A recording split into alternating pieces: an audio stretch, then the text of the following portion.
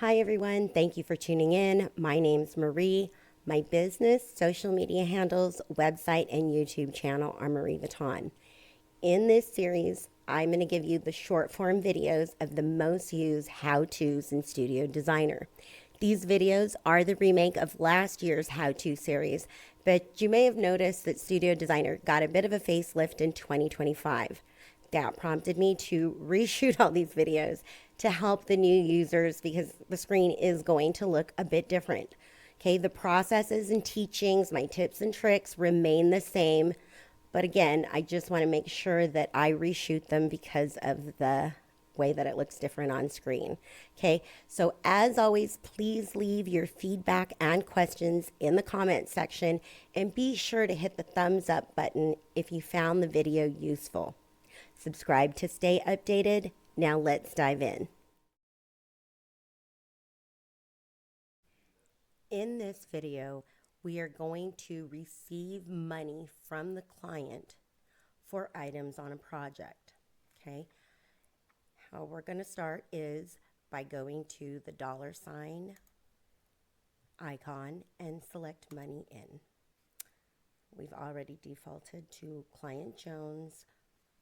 And Client Jones does have proposal items already listed.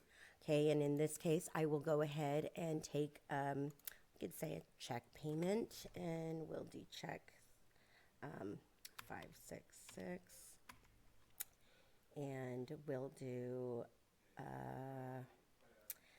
810966. And it'll say receive and apply client payment for, you can put proposal if you want to, or you don't have to, but I usually will. So I'll put receive and apply client payment for proposal 100001. Okay.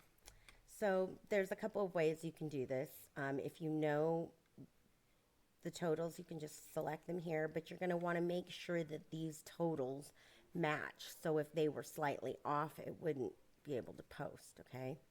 So what we're going to do is you can see that it does tie here, and I'm going to go ahead and post this payment. It's going to ask you to confirm,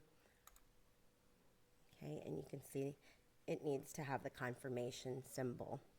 If there's any questions about what I've just done, please leave them in the comments below. Thanks.